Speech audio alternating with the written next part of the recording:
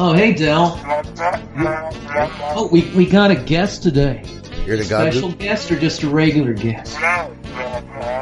Oh, he says he's really special. Okay. Who? You're breaking up, Del. Meat.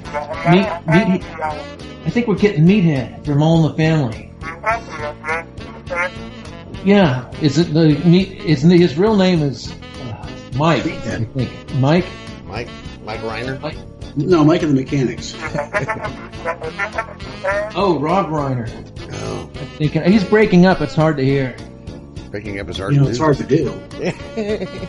Breaking up is hard. Someone did. Oh, bye, Del. Thanks. Love you. Sunshine on my shoulders makes me happy.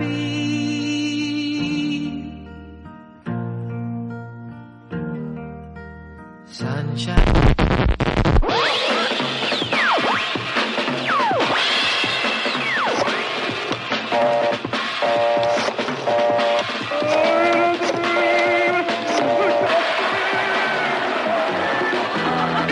Anyway, looking out the window, and I don't see Meathead yet. It's pretty good that he was able to get Meathead to come join us. I don't think so. I don't like the guy. Yeah, no. I mean, you two have fun with that guy. Well, you said he was dead from the neck up, Steve. No, I didn't say that. Archie said that. Oh, really? Yeah, Archie said dead from the neck up. He says Meathead dead from the neck up. Oh, I was wondering where that came from. You went on his Twitter and was like, "You really are dead from the neck up." I'm like, what? Where did that come from? Why did you say that? You don't want me to get started on that. No, not at all. Then again, Archie also said, "Boil the weakling millipede." I don't know what the hell you know. Boil the weakling millipede, which makes me sad. It's like, what did the millipede ever do to you? Now, you guys sang that last week. No, I stayed away from the weakling millipede line last week. I was getting a rest. No, but you guys sang the All in the Family theme last week, remember? But we sang it different, where I did Edith's lines and Allie did Archie's lines. Yeah. So it made it interesting, because I imitated Archie doing Edith's. Never mind. Allie, who. Hmm? Hey! What? This is the wrong channel. Really? It is. Yeah. Episode 193. 193. Yay. I like to put an extra 9 in there to make it a year. Oh, okay. Bad And year. compare it to music. And I don't know what came out in 93. Did anything come out that year? Oh, I was thinking 1939. George Takei. That was funny. Never mind. You gonna be okay? Yeah, I'll be fine. Oh, okay. Yeah, you have to listen to Big Bob's Memory Lane show. Remember this song from 1939? Crazy for you. Crazy. That's how I'm feeling about you. That's it, like 33 and a third in jump. Yeah. Hey, rookie, watch me pull a meathead out of my ass.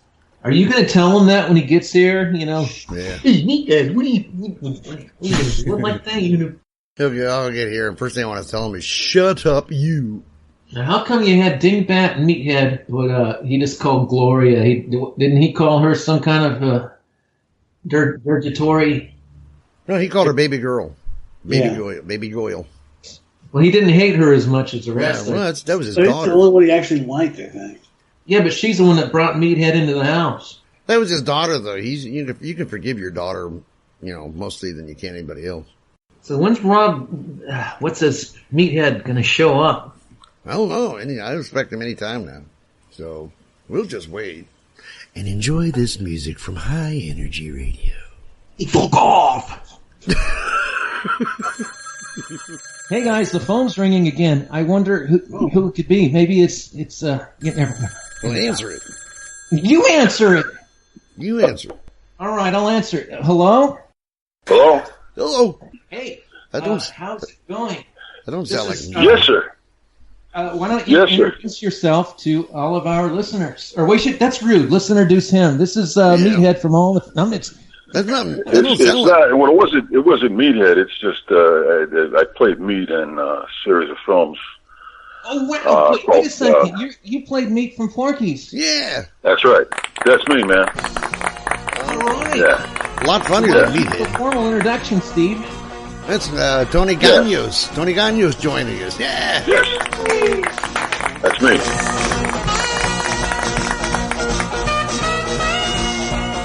Yeah. That's a heck of a lot better than who we thought was going to be on. Yeah. Oh, well, I'm impressed, though. Maybe I shouldn't be impressed. I don't know. I gotta say, I'm a huge fan of it. That made it. It's like one of the classic movies, Porky's. Oh, yeah.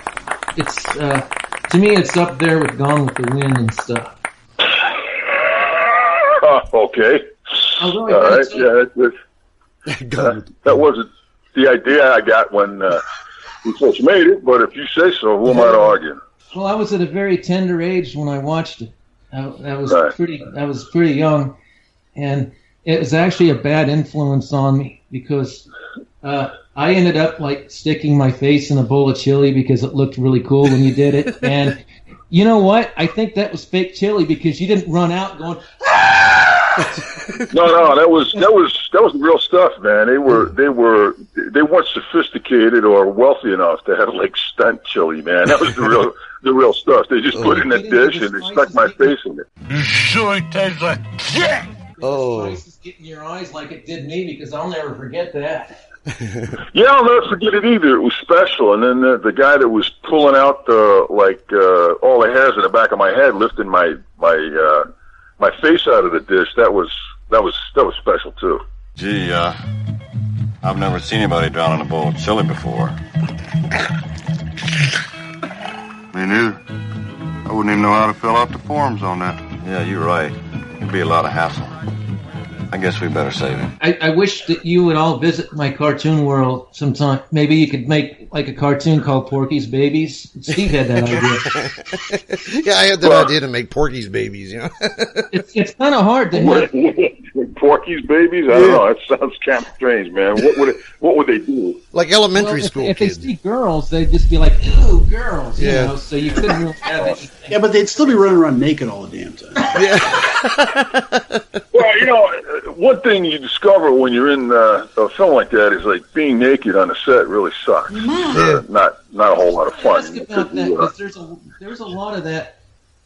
I'm sure they told you beforehand. You probably had to sign because I wasn't around when the band signed the no nudity clause. So I'm the only one that. I don't think anybody knew how to write, so they wouldn't have given us anything that we had to sign. All I knew is that they, we were in a place and, okay, we had to be naked and like you kind of discovered it, like you're sitting on somebody's keys and all that kind of shit. Then you also have a whole lot of friends that you never had before. Like you could be around a bunch of people that would never ever talk to you on the set. Now everybody wants to talk to you. I don't understand why. I never understood that. Oh my! Well, being naked sucks. It really does.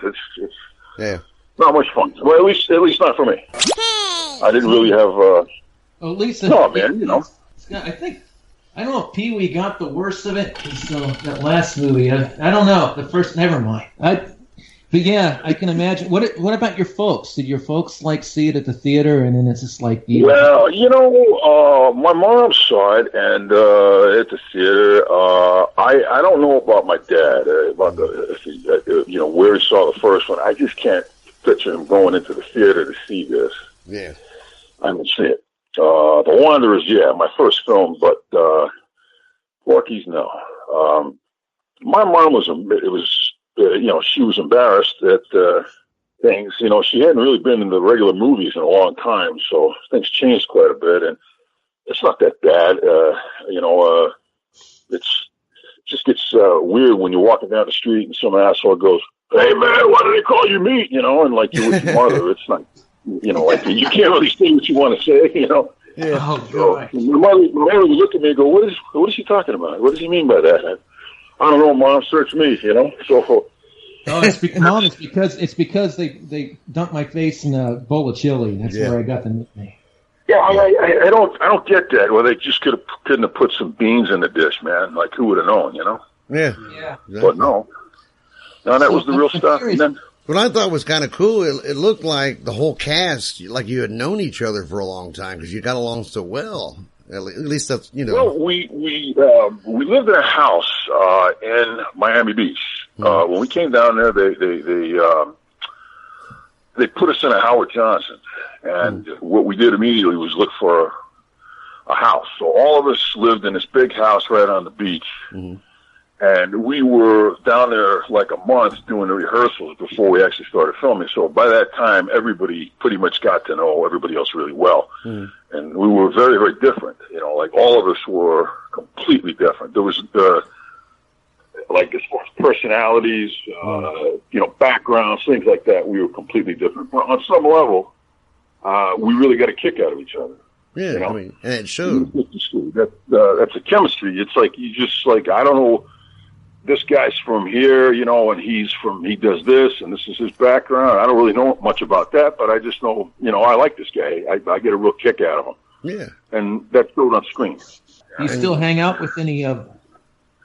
Yeah, well, we were about to do a movie called Daddy's Girls, mm-hmm. which we raised part of the money for, but we had it about 2 years ago. The financing, we eventually would lose the financing, but the movie was the actors, not the Porky's characters, but the actors as a bunch of older guys that are single parents to a really bad daughters that pay them back for all the philandering and all the shit they did when they were young. That's what Daddy's Girls is. Yes. Okay. So it's not like a period piece that would be taking place. No. That's current. That would be current. That wouldn't be a period piece. Would be. It has nothing to do. The characters that we were to play in Daddy's Girls have nothing to do with the characters we played in Porky's. They're completely original characters. So are you still trying to get financing, or are you taking donations and stuff? Well, we had it at what. You mean doing like a Kickstarter thing? No, I don't think that'll no.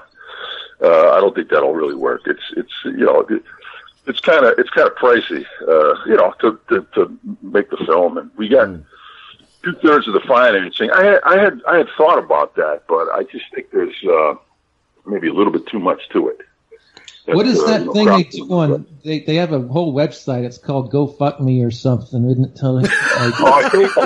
Yeah, that's right. Yeah. Well, go find this is shit, man. I mean, you know, it's a whole lot of shit. You know, you gotta, you know, come up with prizes for people and all this other stuff, and I don't know. You got to keep making videos and all this. It's you know.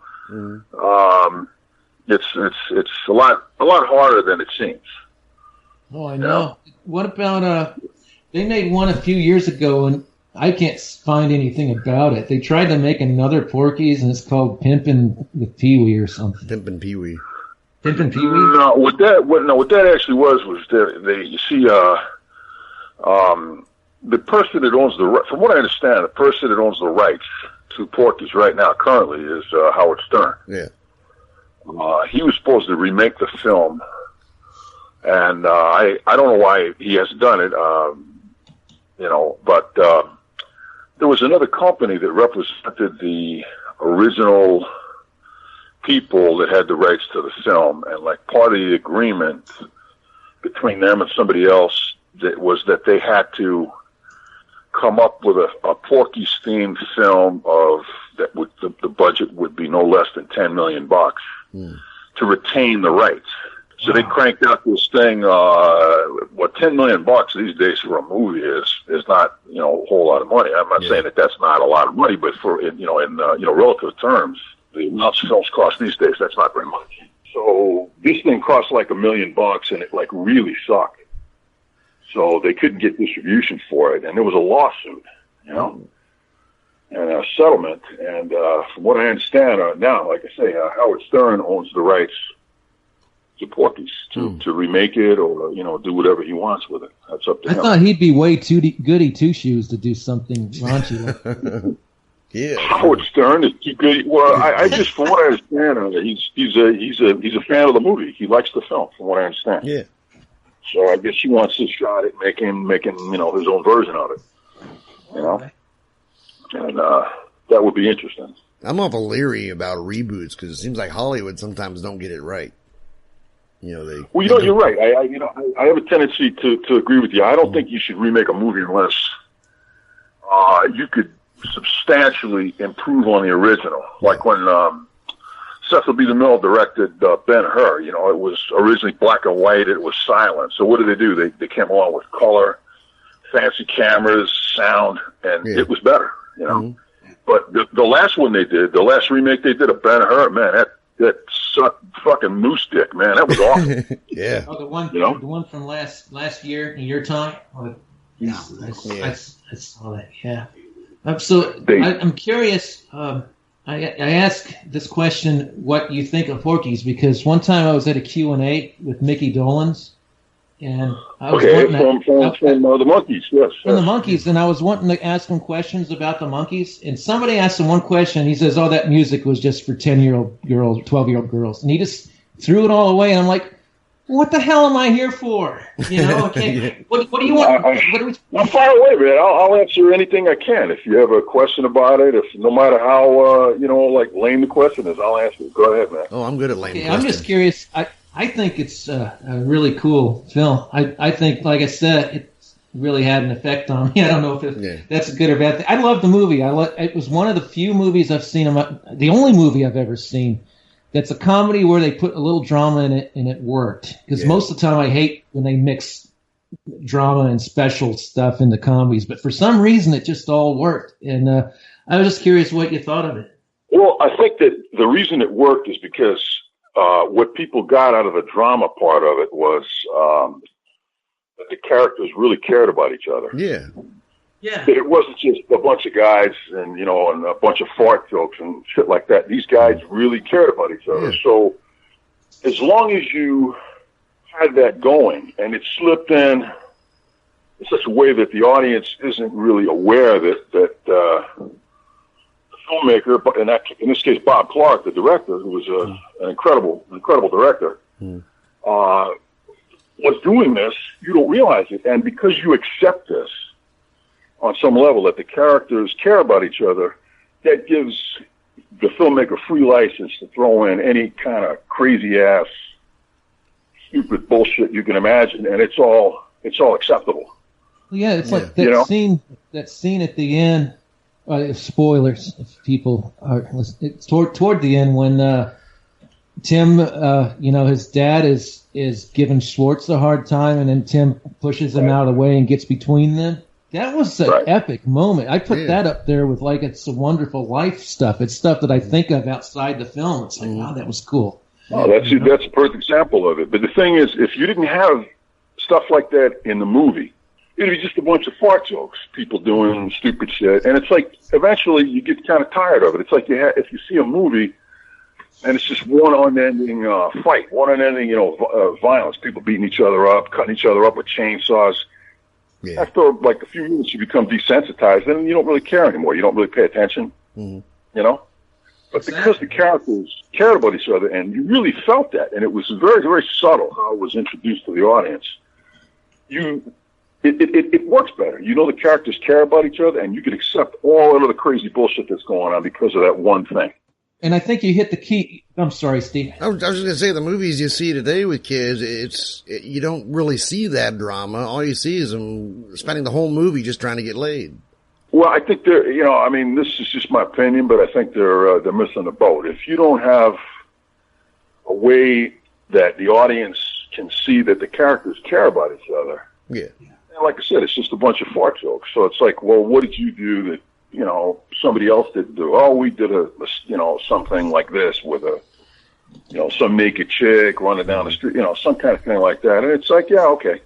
But to have stuff like that in the movies now, I mean, you got to give people something that they can't get on the internet for free.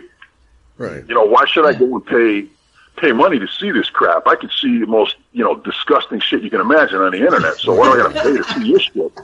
No, seriously. I mean, ask yourself a question. if there's nothing more to this movie than a bunch of filthy shit, well, what do I got to pay for that for? I can see it for free.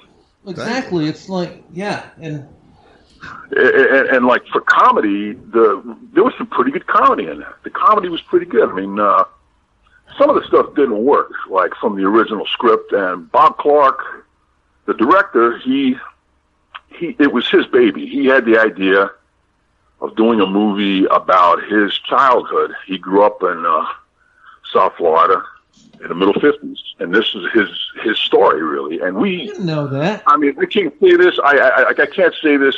I don't know if I'm right, but it seemed to us that, like, when we asked Bob about the movie and the original characters, he said that all the characters except one were real people, and that character that was not real was my character. Because if you looked at the movie, my character wasn't involved in the plot at all. You could have removed my character from that film completely, and it would have still worked. My character was completely superfluous. So yeah, but in the third movie, you were the star. You had the lead in that. Yeah, that's only because the second movie, like they were prepared. They had the first movie. Bob had it for a while. You know, he had it since the '70s and the mid '70s, and he kind of peddled it around, and like nobody paid any attention to it. And then people looked at it and they went, "Oh my God, this is filthy," and you know, that kind of stuff. But the guy that's saying that, he's out there like, you know, I don't know, sniffing little girls' bicycle seats. But he looks at the script and goes, "Oh my God, ooh," you know, that's what you get, you know. And so Bob, the way the movie got financed was weird. The producer, a guy named Don Carmody, actually paid for the movie the first couple of weeks of shooting. He paid for it with a credit card. Oh, wow. And he got like a massive credit card bill from it. Wow. You know, and the movie was going along, and then like as the movie was being filmed, the studio picked it up to distribute it, like Fox. And the reason Fox distributed it is you guys have all seen The Godfather, right? Yeah. Okay, you remember the guy that was in bed with the horse's head, a guy named John Marley? Oh, yeah. That guy was a friend of Bob Clark's. He took the project to Marvin Davis, who owned Fox Studios. They used to play poker. Ooh. And he threw the whole idea at him and everything, and you know, Marvin Davis paid attention to him, and that's how Porky's got a distribution deal, because of John Marley, the guy in The Godfather that woke up with a horse's head in his bed. And so like this movie, as it was being made, it was almost like it started out as almost a guerrilla shoot. Then it was like an indie, like a regular indie. Then it became a studio film by the end. Nice. And I think that one of the reasons that the movie, like the second movie, wasn't that good, was that it's like they didn't have an idea past the success of the first movie. In other words, okay, this is a big hit. Now what? Well, you know what? We haven't thought that far ahead. What do we do now? Got me. Well, so they're going. Bob didn't write the second one, so they got a bunch of guys in a room and they're telling us, okay, well, tell us like funny shit from when you guys were in high school. And I remember hearing it. I got like a knot in my stomach. I'm like, oh boy, they don't have a fucking clue. You know, because none of it's funny, man. Like, you have to know the people. You have to be there. You know, I can tell you a funny story about a bunch of people you don't know. To me, it's hysterical, but to somebody else, it's like, oh, okay. You know what I mean? Mm-hmm. Well, it's like because I had a problem with it being the next day. You know, Mickey doesn't have a scratch on him now. Yeah, and it's like, can't be the next. No, but wait now. People fucking do this. You're right. Well, look, I was at a Q&A for the movie The Wanderers a couple of months ago in New York, and I'm standing there in front of an audience, and people are asking me questions about the film. And a grown man, he raises his hand, and he says to me, what would happen? He goes, if your character and Terror, who's this like really big, powerful guy, would get into a fight, who would win? I go, well, sir, you do realize that these are both fictional characters, right? It's not like he's like a 10-year-old kid, you know. This is a man in his like early 50s. I go, well, on what basis? By what criteria do you want me to judge the fighting prowess of these two fictitious characters? He just didn't seem to. Maybe he didn't know what I meant. I don't know. But I mean, if you start doing that, like, okay, look, it's fucking Porky's, man. We're not trying to do like some historical epic where everything checks out. Okay, he didn't have the things on his face, yeah. Well, like when Jackie Chan did Rumble in the Bronx, there's this sudden mountain range in the Bronx that nobody's ever seen before, you know? They shot it in like fucking Vancouver. But it's you gotta cut these guys some slack for shit like that, man. You know? Well, I'm not that detail oriented. It just made me think that maybe they slapped that next day on at the last minute. And maybe it wasn't supposed to. Yeah, somebody stepped on their dick. They didn't see the movie. That's simple, you know. Somebody made a mistake. That's pretty simple. Happens all the time. Nick. You should see him. I messed him up good. I got the pig's tooth. Come on, step aside. Look out. I think he's got some broken rib, maybe a collapsed lung. Billy, get an ambulance. So if there may have been a few inconsistencies in some of the things you saw in the second movie, but it was clearly not as good as the first one. O wall, full often hast thou heard my moans. Pretty good, huh? Anthony, can you get your voice a little higher? Huh? Well, he's pretending to be a girl. And I like Helen. It makes me... This just ain't gonna work, okay? I just got a naturally deep voice, you know? I mean, I just naturally got a man's voice.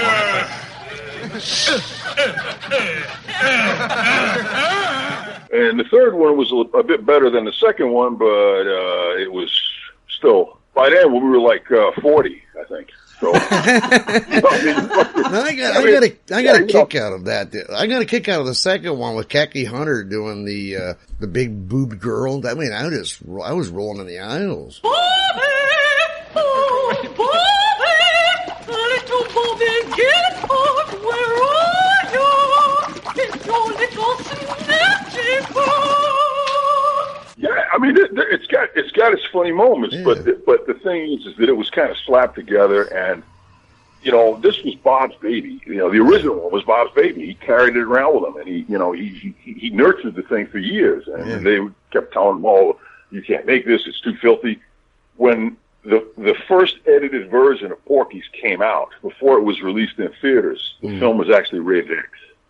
Oh, really? Wow. It's something not many people know. By the standards, these are by 1980 standards. Yeah. Today the would film probably was rated X. 1981. Today standards. would probably be PG or something like that. Oh yeah, it's nothing. It's like, but I mean, you know, it's not a big deal. Well, it wouldn't be PG because you saw, you know, I mean, there's some extensive nudity, you know, kind of pretty heavy duty shit, and nudity. You know, they frontal nudity, and they didn't, you know, it was rated X, so Bob had to cut a bunch of stuff out of it and fix it up, and then it could get a wide release, like a regular wide release, because it wouldn't have made any money as a porno movie. Yeah. Oh, so there's no like director's cut rolling around somewhere. Well, you know what? I don't know if there was ever a director's cut. The knowledge of that died with Bob. We don't know. Which is really that's what I didn't want to bring up, but how sad, and it made me wonder what it was like working with him, because to me, you know, Porky's is one of my favorite movies, probably in my top 10. And another film in my top 10 is A Christmas Story, which was like the next year. And Bob Clark, too. It's like this guy was a genius. He also, something else that people don't know about Bob is that Bob was the creator of the slasher film. Oh, really? I didn't know that. Yeah, I think, don't hold me to this, but I think the first slasher film was it Children Shouldn't Play with Dead Things? Or it's got another title, but he did, maybe, if I'm wrong, it's another one of his early titles from the mid-'70s, but he did make the first slasher film. Bob Clark did it before anybody else did. Wow. So Bob was a genius. He really was. He just... wide range of talent. He did. He had a really good sense of humor, too. Oh, yeah, sounds like it. Well, if he was doing that kind of stuff as a kid that was in Porky's, you know. That is really fun. Oh, he told us all kinds of shit that they were doing that you couldn't put in the film. But we reasoned it out. We figured out Bob. We figured out Bob was Pee-wee. That's what we think. That's what I thought. Bob denied it. Yeah, he really denied it. But we thought Bob was Pee-wee. So he went, no. You guys are wrong. You guys are wrong. But no, that's what we thought. Did he do a cameo in there? Because he did a cameo in Christmas Story. He did a cameo in the second movie where he was running around naked. Yeah, Bob was in it. He just, he went, he's running around naked. Was he one of the Klansmen? Yes, he was. One of the Klansmen. One of the Klansmen. Okay. Yes. I have to keep an eye out for that next time. I didn't know that. Fucking guy, we didn't know what to think. We didn't know what he was going to be. Like we're standing around, and then you see Bob. He's naked, and we're going like, "What the fuck is he doing?" But Bob was right. He was ready to get in there and mix it up with everybody. Oh yeah. I'll tell you. I wish I could have seen some bloopers from that, because I'll bet you like the office scene with Beulah Ballbreaker and the principal and the two coaches. Yeah. Oh my gosh. In my opinion, that's the funniest scene in the movie. It is. Oh my god. And Nancy Parsons, God love her. She seems like a nice lady, and she did that so well.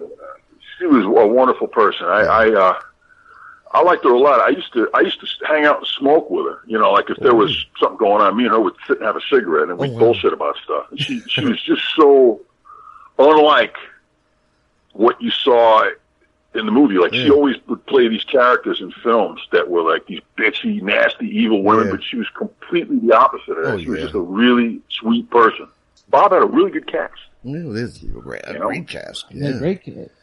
I loved in the third one the backstory. Spoiler alert! When the matchmaker scene with her. Oh yeah. It's like finally kind of redeemed. It's really nice. Beulah got some. Well, the guy that directed the third one was Jimmy Comack. He was the guy that produced Welcome Back, Kotter, and he was. You guys know him if you guys remember the courtship of Eddie's father. Yeah. Anybody remember that? You remember the guy that was like Bill Bixby's buddy? He was like a hippie guy, and he wore his name was Norman. Right, Uncle Norman. That's Jimmy Coleman. Right. Oh, okay. That's him. Okay. He directed the movie. So we aggravated the shit out of him. We aggravated him so bad that he during rehearsals he popped a blood vessel in his eye. Oh, wow! Aggravated the shit out of him. Oh, wow! Because he wanted to do these rehearsals. That's how he did things. But to us, it was stupid because we had already done 2 of these goddamn things. Oh. So what are we rehearsing? This isn't like we're like some royal company of British actors and we're doing like 12th Night and shit. This is fucking Porky. Oh, gee. Here, let me, But anyway, he had a very methodical way of doing things, and we were kind of like dicks to the man. Yeah. Oh no. But he was very thorough, and he did okay. He was a pretty cool guy. And how I remembered he was Norman on Court of Eddie's father, I have no clue. It's been years. Well, he was in a lot of stuff. He was in movies. He was in the movie Damn Yankees. Okay. He was one of the actors, and I don't remember the character name. He was in the film Damn Yankees. He was in a bunch of stuff. Yeah. And then he just became a TV guy and a producer. Yeah. I remember seeing his name as producer in a lot of shows. Oh yeah, he produced a lot of television. Yeah, and so they got him, I guess, because he was used to working with those guys on Welcome Back, Kotter. Maybe they figured he'd be able to, give us direction without being killed like a regular director. Like we'd probably tie him up and hang him. They'd find him hanging in a tree or something,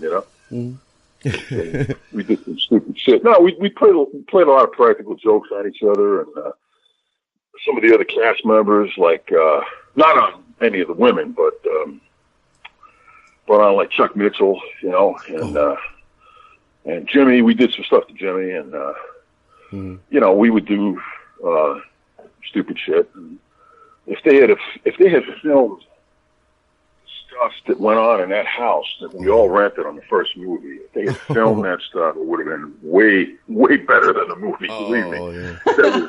The shit that went on, you couldn't believe some of the shit that went on in that house. What we did in that house. I can believe it. And Yeah, I mean, it was just, we were a bunch of young guys. They let us loose.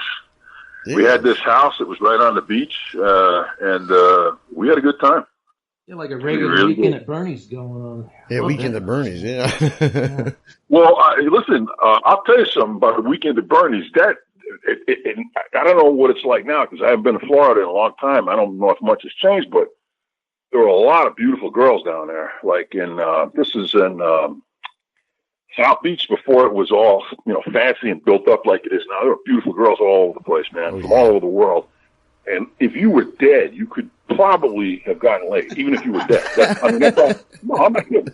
Yeah, it was unbelievable. If you couldn't get laid down there at that time, you just, I don't know, just fucking shoot yourself. That's, that's how amazing it was. Tell us about Chuck Mitchell. Well, Chuck Mitchell was a stand-up comic, and he, we would perform on cruise lines, stuff like that. Made a living doing that. He got into movies, and I don't know why, but like we just kind of had this thing, we played practical jokes, on each other back and forth, and he just did some unusual stuff. So I would do shit to him, and he cursed me out. And Nancy Parsons told me that I think he likes you. And I go, well, why would you say that? Because you pay a lot of attention to him. You may not realize it, but I would do shit like be in a hotel pool, and I'd walk by and I'd go, "There she blows," or something like that. You know what I mean? Really loud, Oh. Or he'd be sitting at the table, and when we were eating, eating lunch, and he's got a big plate of watermelon. I go, "Hey, Chuck, I didn't realize watermelon made people fat." I'd say shit to him like that. He'd tell him, fuck you, like that kind of shit. So he had a great sense of humor. He had it well. I think he was disgusted with me at one point. I think he just got disgusted. So he wasn't trying to come up with creatively funny things to say. He was just telling me to go fuck myself.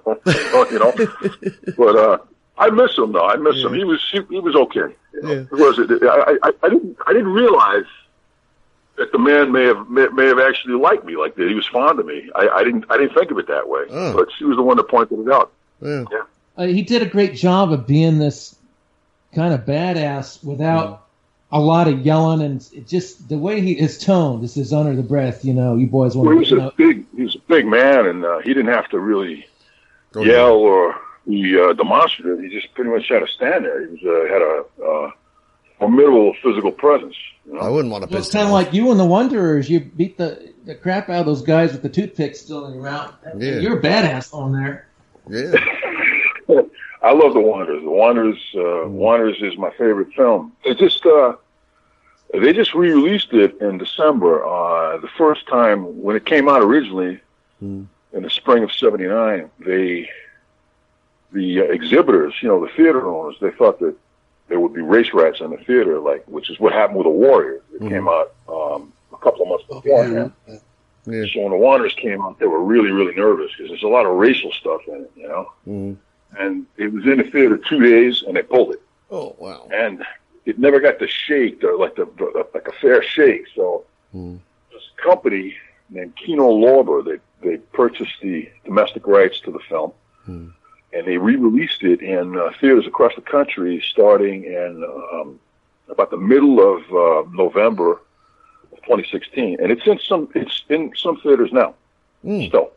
So it got, actually, after 38 years, it got more of a release now than it ever did. Wow, that's cool. So, to me, that movie, I love that movie. I'm really, really proud of being in that movie and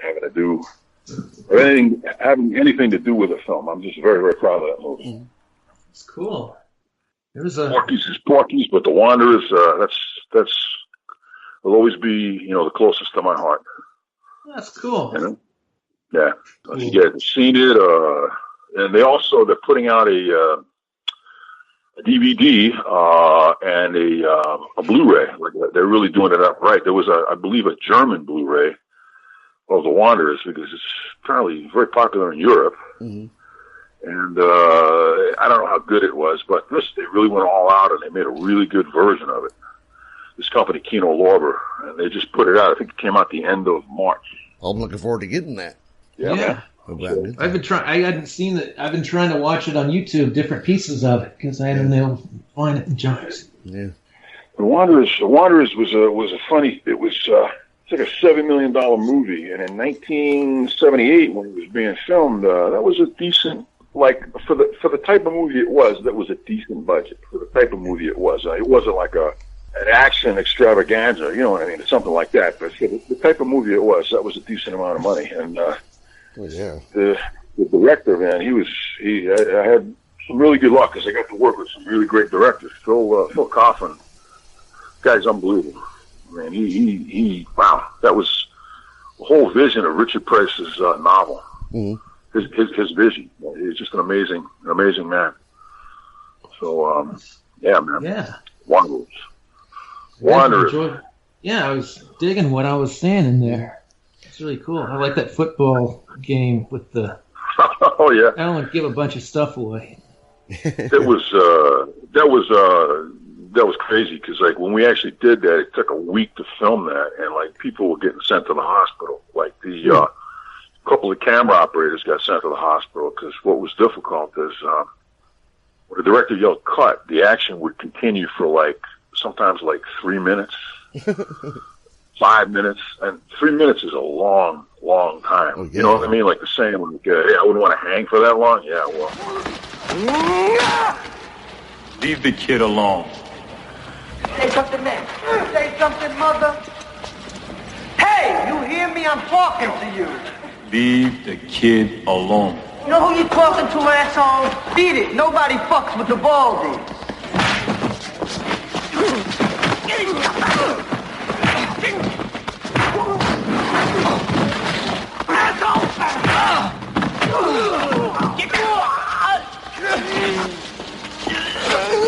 Leave the kid alone. Gotcha. That movie Gone in 60 Seconds, the new one with Nicolas Cage. Did you see that? I only saw the original. Okay, me too. Now, okay. I've seen the original, and I've seen the other one too. But to me, I love the original. The acting in the original isn't. If Laurence Olivier was still alive then, I don't think he'd have anything to be scared at. If you get my drift from the. Well, the first half of it was just so hard to follow. Yeah. Somebody drove, and it's not edited well, but somebody drove that yellow Mustang. Who the hell drove that car, man? That was unbelievable. But you knew that somebody actually did that. It's not like a visual effect. Yeah, there's no CGI. It's real. Somebody got in that car and did that driving. A real guy did that driving. Yeah, there's a scene where he hits a light pole, and that nearly killed him. That was an accident. And they kept it. Yeah, but that's going to happen. That's what I was saying about the fights. The same thing. Nothing's perfect, man. But that guy, in order to drive that car, wow, he must have been that guy must have been incredible to be able to do that. Yeah, he ended up dying on set on his third movie. I didn't know that. I just admired the guy's skill. And when I saw the Nicolas Cage movie, I mean, I realized all that's a lot of it is a visual effect. It's not real. So it's like, yeah, okay, It's great. At least like those old movies, like some of those old Bond movies.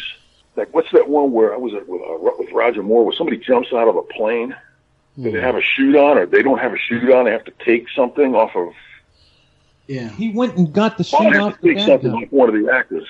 I think it was Moonraker, didn't he? He took the chute off of Jaws. Right. But I mean, okay, you know that it's not Roger Moore, but somebody did that. You know that somebody was doing that. That's exciting. I mean, to me, it's like holy shit. Somebody fucking did that. Like if they missed, they'd have fucking died.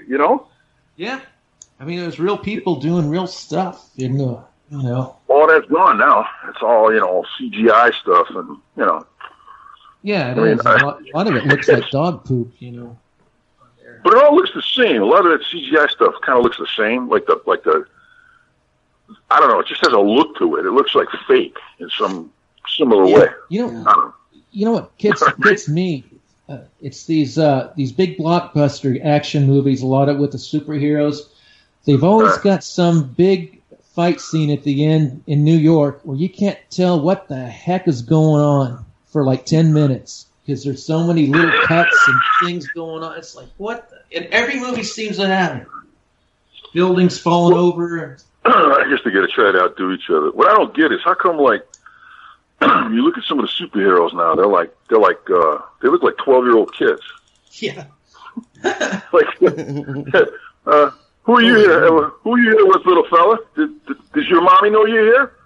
You who? Green what? Oh, okay, sure. Excuse me. Yeah. I don't get it. How some little dude, like, some little dude, he doesn't even look like he shaves. He's like a superhero. I don't know. Yeah, that's like I like the show Flash that they have on TV now, but he looks like a high school kid, and it's just hard to believe it. Yeah. Well, yeah, no. See, that's just it. I'm with you. But some of the superheroes, like Spider-Man, Spider-Man was a high school kid. He's supposed to be that way, but not all of them are that way. I mean, some of them are actually grown-up men. Yeah. So that's what we're used to when they had grown-up men being superheroes. Oh yeah. Of course, like watching Happy Days back in the day, I always thought they looked like they were in their 40s. Which one? Oh, Ralph and Potsy and all those guys on Happy Days back in the 70s. Of course, I was a teenager back then, so they looked really old to me. People said that about Porky. It's like, even when we did the first one, they were saying, "Hey, come on, man." These guys were like, I was the youngest. I was like 21 when we did Porky's. But if you look at some of the high school yearbooks from back then, you got like some guy's like 13, and he's got a full, like, you can see the beard shot that goes right up to his eyeballs. He's already going bald. Yeah. Like, some chick, she's like 13, and she's like, holy shit, man, look at the crack on that chick. Holy crap. You guys might have looked older than a lot of high school kids. You weren't babies, but I can't imagine a different cast pulling that off. I mean, that to me, that's what made it magic. That and the director. Well, thank you. That's a really, really nice compliment. Thank you. Sure, the other guys could hear you. They would agree. That's a really nice compliment. I think that you can get other actors. If Howard Stern does do it, and he likes Porky's. I hope he does do it. I don't know. I guess they changed the story. Who knows? Yeah, I just hope they pull it off good and makes it and add, like you said, can expand on it, and make it better instead of just going backwards with it. I don't know how you could, though. To me, it's just it's lightning in a bottle to me. I don't know what you could do to, at least the first one. I don't know what you could do to improve it. I just love it the way it. I mean, I agree. With Valbreaker and the principal there, with the tallywhacker scene. How could that be redone and made better? You just can't. Now, Mr. Carter, I know this is completely unorthodox, but I think this is the only way to find that boy. Now, that penis had a mole on it. I'd recognize that penis anywhere. In spite of the juvenile snickers of some, this is a serious matter. That seducer and spoiler must be stopped. He's extremely dangerous. And, Mr. Carter, I'm certain that everyone in this room knows who that is. He's a contemptible little pervert who's Valbreaker. Well, I'm sorry. But I've got him now, and I'm not going to let him slip through my fingers again. I don't think they would try to recreate. I mean, this is me guessing. I'm not. I don't have any secret information. I don't know what anybody would want to do. I don't think they would try to recreate the movie shot by shot. I just think a writer would come in and they would just try to rewrite the movie with a basic idea. Pee-wee, these guys are going to get their buddy laid. Yeah. Maybe a little different. Things are a little different, but that's the basic, What I would find upsetting is that they would update the movie and try and put rap and hip hop in it. And that would just ruin it. And they've done that with other movies before. That's horrible. I hope they make it a series. You couldn't have a movie about kids nowadays because they'd just be there on their cell phones. They wouldn't be doing a damn thing. Yeah. That's true. It'd just be I'll see it in our movie Daddy's Girls. The girls that I created, they don't really use cell phones, and I know that's unbelievable. But this is my universe. I created it. I created the characters. They were raised by guys our age. Right. So all the stuff that we do, like gamble, drink, fight, they do it all. Yeah. They're not like any other kids, any kids, because you know what? I can't compete with some, kid writer that knows about some app that like tickles your nuts or some shit on the fucking cell phone. I'm not gonna fucking try, man. You know what I mean? So wait, what do my girls do? They do the mashed potato. Why? Because their dads play that music. You know what I mean? I want to get me that app. If I find it, I'll there you go. I'll let you know. But you understand what I mean? It's like, George Lucas, he does Star Wars. In his universe, there's sound in space. Well, in my universe, not every teenage girl is stuck to a cell phone. Right. Yeah.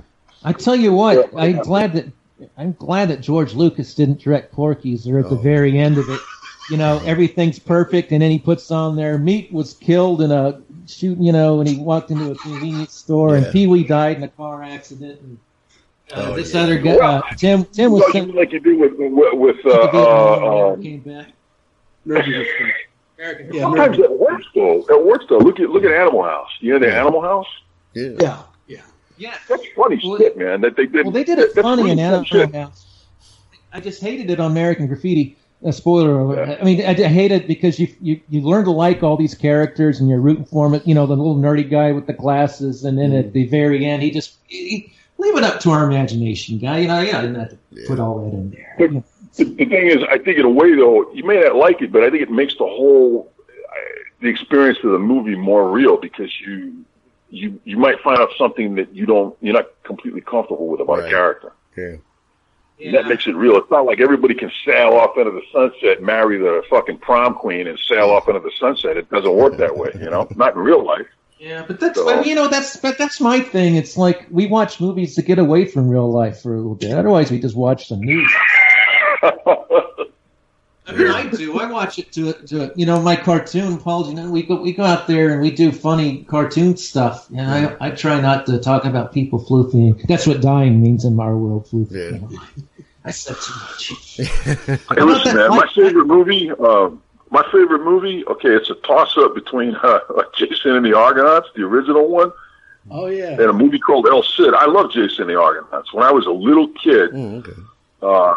They took me to the movies to see that, and I was fascinated by it. I was just absolutely fascinated. I don't know how many times I've seen it. I probably hundreds of times. Mm-hmm. Ray Harryhausen with the stop motion.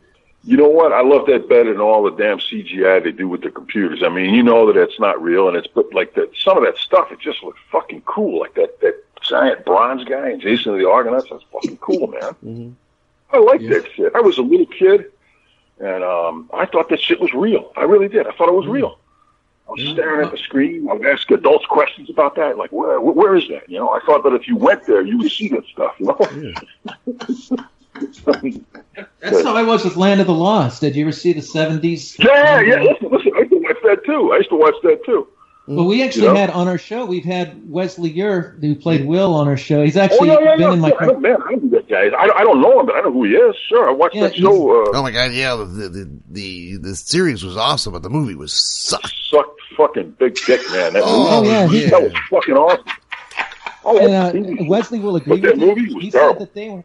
He said him and Kathy Coleman, who played Holly, had these cameos that they were on the cutting room floor, didn't even make the cut. Oh yeah, he just said it was terrible. It was. They should have at least put the original actors into it in a way that the cameos were there so that it like introduces if the show had fans, that it would introduce them to the new movie. It's like they're given it's like the original characters would be sanctioning the new movie. You know what I mean? Yeah. Well, they did that right with the Brady movies, I thought. They did a really good job of making it funny, but not slapping the Brady's fans in the face, which is what they did with Land of the Lost. Hey, the Brady Bunch was cool, too. The Brady Bunch was a cool show, man. I'm wondering if they reboot Porky's, whether they'd have you guys come back as cameo appearances. That'd be cool. Well, yeah, I think they should. We had one less guy. We had one guy passed away a few years ago. Yeah, Wyatt Knight. I was going to bring him up. I was so sad when I found out Wyatt Knight passed away. Yeah, Wyatt was a good guy, man. He was a really funny guy too. Oh, he was. And he was a arch practical joker. I was going to say, you could just tell by the smirk on his face that he was a practical joker all the time. Oh, yeah, he played tricks on everybody all the time. Yeah. He really did. He was quite a character. Yeah. But if they did that, Howard Stern, I don't know. I mean, that'd be kind of cool. Mm-hmm. You know, I don't understand. I don't quite get why he hasn't done it. I wonder if they're just having trouble with the script. Like maybe he wants to get a script that, in his opinion, is of really high, quality. I guess he's got a mark to hit. Mm-hmm. You know what I mean? I tell you what, his Private Parts movie was really good. I enjoyed that. I never really knew who he was before that. I didn't see. I didn't see it, but I know that he owned at one time. He owned the rights to Rock and Roll High School, and he was going to remake that too, and that didn't work out. The rights reverted to the original owner. Well, I recommend his Howard Stern's Private Parts. I recommend the movie because. No, I'm serious, because he plays himself as a teenager, he plays himself, and he's very self-degrading. He shows how he screwed up as a teenager, how he was a horrible DJ, and he showed it how he got fired from all these different... It was so entertaining to watch, and he did. It was just a really great movie. It's really funny. I mean, I'll check it out. I've never seen. I've never seen it. I just. Highly recommend it. All right, hey, listen, I'll go out and check it out. I just I know he has his satellite radio show, very popular. Oh yeah. And does he still have a show on cable, like a TV show?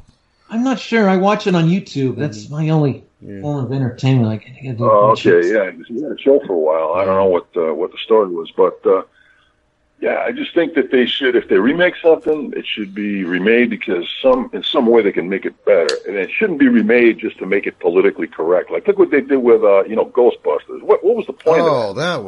Don't even get me started on that. that really fucking laid there, man. That fucking laid there. It was awful. But they put it to make it politically correct. Yeah. So now instead of having all men, they're all women. Yeah. Well, okay, but what does it do for the movie? It didn't make it any funnier or any better. I would go that with Porky's too, because the first Porky's with Schwartz and Tim, it was a really touching, a really neat part of the story, I thought. Mm-hmm. But like you kind of mentioned earlier, they weren't hitting you over the head with messages. It was just this nice kind of side. But it's a Bob Clark script. Bob wrote that, and Bob had that for years. That's his life as a teenager and growing up in South Florida. That all happened to Bob. Yeah. Yeah, well, I was just thinking the second. I mean, when they brought in the KKK and the whole gym full of the Native Americans, I think they're really getting a little out of hand with it. Well, I think the movie was getting too preachy, like it was trying to preach at people, and you got to be careful. People want to laugh, but if you could throw in some kind of a morality play, you throw it in a subtle way where nobody notices, and I think then you'll get away with it. Like the audience gets it on like a subliminal level. Yeah. Right. But when you hit people over the head with it, nobody likes that, man. They're like, oh yeah, okay, we get what you're trying to tell us. Yeah, we get it. We're closing you down, Morris. Closing you down. On whose authority? God. The righteous flock. So saith the shepherd. So saith the flock. And if that's not good enough, we'll take it to the principal's office. And that's kind of how the second one was. Well, the first one was we found out Tim was just that way because of his dad, and he eventually stood up against his, it kind of had, I don't know what we're talking about. Except the Mike, with the Mike Hunt. Did you know I did not get that when I was at the theater watching that? I was like, why is everybody in the aisles rolling? I thought it didn't dawn on you, it just like it hit you, all of a sudden, somewhere. I thought it was maybe sex oriented, like maybe he was hunting for something and that Mike Hunt. It wasn't until later. I was like, oh. Well, you were a little kid, Harry. What was fucked up? What was fucked up about that movie is like we were out in the swamps there. We were really out in the fucking Everglades, man, and like water. There were like snapping turtles, water moccasins, alligators. I mean, we were really, and it was really fucked up where we were. And like, and I know then what I know now. Fuck that! I wouldn't have went in that water. You got to be nuts. Yeah. I mean, you know what I mean? Hey, listen, you think it's so safe? You go in the water. I don't see the AD in the water, Yeah, I'm here in Florida, and I'm scared to death of alligators. Well, you're in the. We were in the water, and we filmed outside of Porky's. Like we got pushed in the water, and we're doing a scene. Yeah. And the water's like waist deep in this one spot, in this little lake we were in, or a swamp, whatever the hell it was.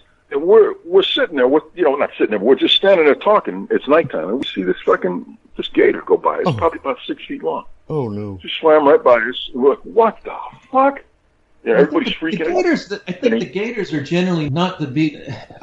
I would worry more about a water moccasin. Right? They're not the ones that like bite off parts of you. They're like the nice ones that bring you coffee and shit, right?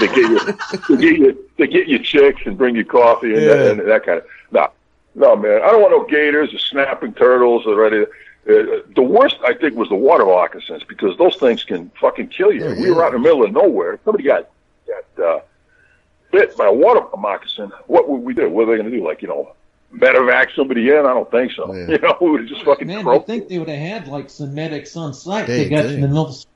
Man, when I was a teenager... No, man, they didn't have shit like that. They didn't have shit. I remember talking to the first aid guy. I go, what would happen if we got bit by, Oh, no, there's nothing like that in the water. What do you mean there's nothing like that? This is fucking swamp, man. What did you do, water them off the set? I was swimming near a dock. I was skinny dipping when I was a teenager, and a snapping turtle's head popped out of the water like 2.5 feet from me, like that thing on Star Wars and inside the sewage thing that sticks out with the eye. Man, you never seen someone jump out of the You better be careful of what it snaps at, too, there. Well, I've heard that they don't let go until it thunders. Yeah. You know what's scary? Those alligator snapping turtles. Those things look like fucking prehistoric monsters, man. Oh, yeah. Those alligator snappers? Holy shit, man.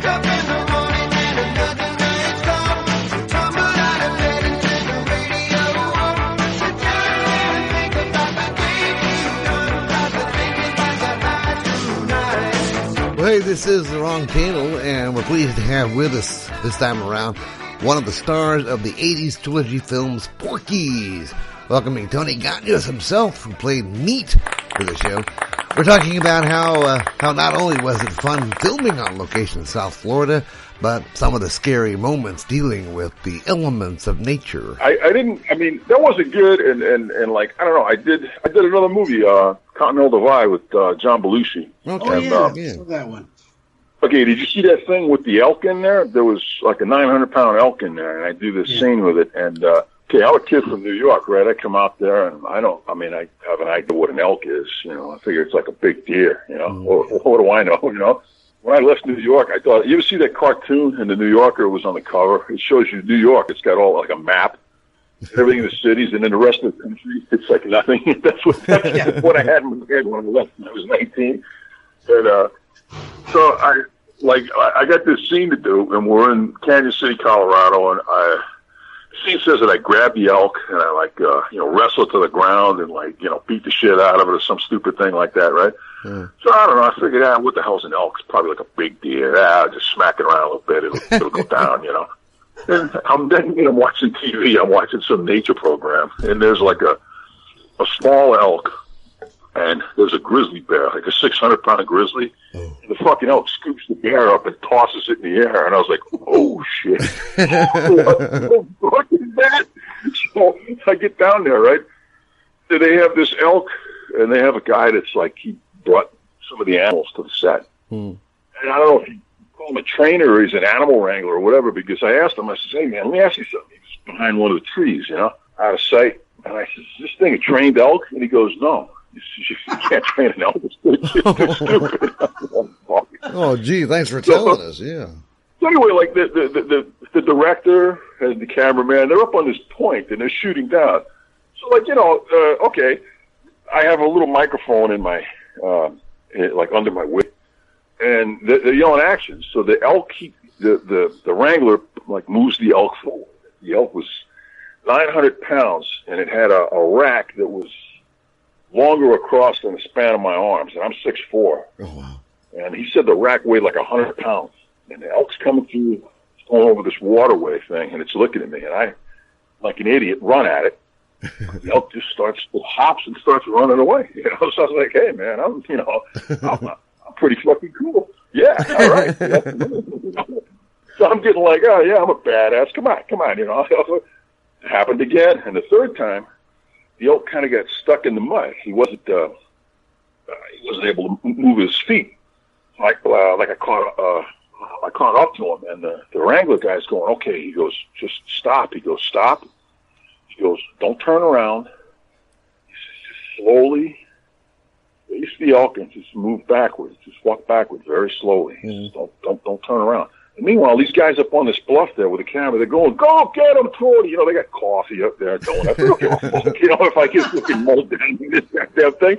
So I'm thinking to myself, you know, this is fucking stupid. If I was to do this again, there's no fucking way in hell that I would do something like that. You have to be out of your mind. I mean, if that elk got the slightest bit of a hard-on for me, man, it would have made a hamburger out of me.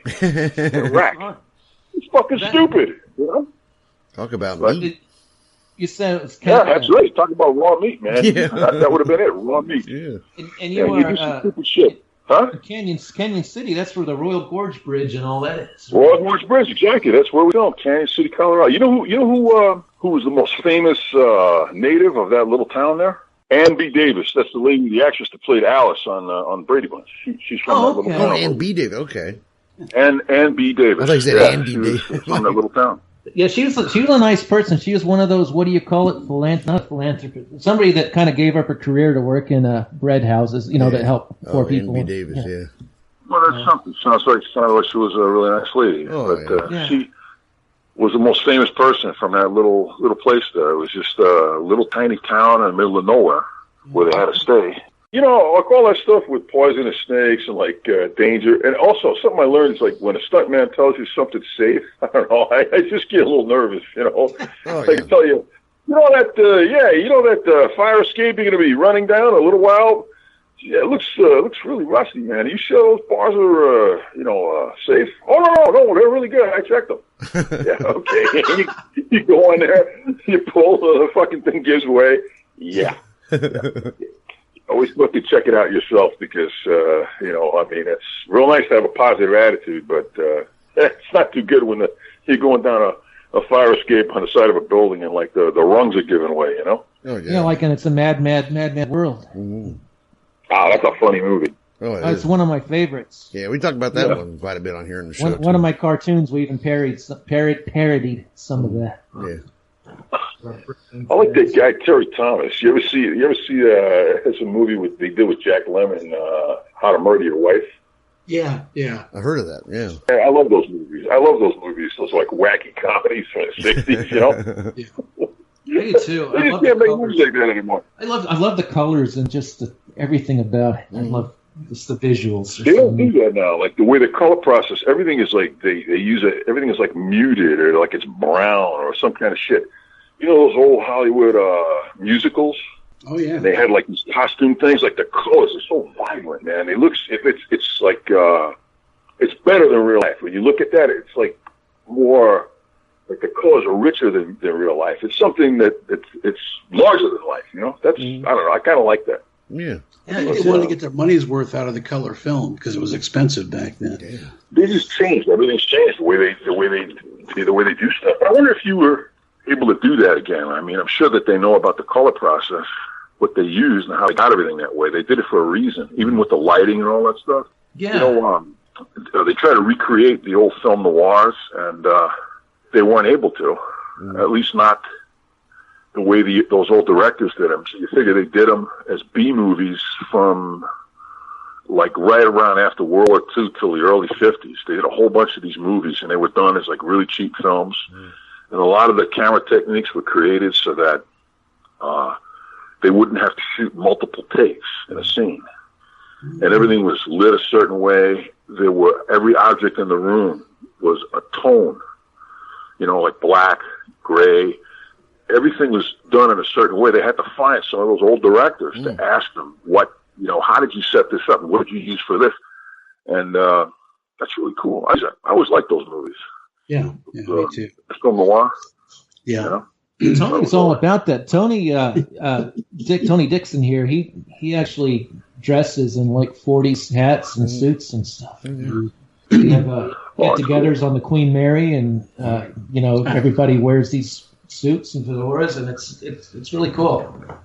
Yeah, it's got to be. Well, those clothes look kind of interesting that those guys wore. Everybody wore a hat. No, men weren't considered dressed if they weren't wearing Oh yeah, and even the bums on the street that have coats and ties on. Well, yeah, you get well-dressed bums. Now the richest guys on earth look like bums. You know, they walk around with like ripped up clothes.